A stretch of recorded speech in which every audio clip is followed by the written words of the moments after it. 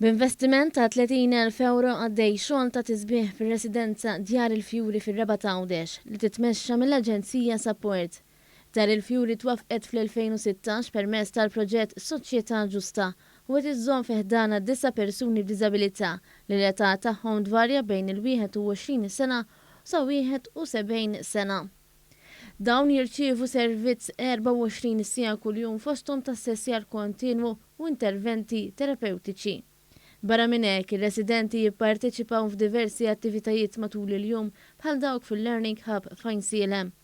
Il-kamp eżekuttiv tal-Aġenzija Support Ruċi Berras stqarret kif l-immodernizzar li għaddej f'Dar il-Fjuri qed ikompli jtejjeb il-faċilitajiet u s-servizzi offruti f'din ir-residenza.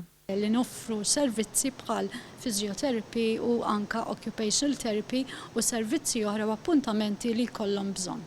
Il-Ministru responsabbli mis-settur tal-inklużjoni u l-kwalità tal-ħajja Ġulja Farrugia Portelli saħqet kif dan l-investiment kontinwu jkompli jenfasizza l-ħidma tal-Gvern biex jgħin persuni b'diżabilità jkomplu jgħixu ħajja aktar indipendenti.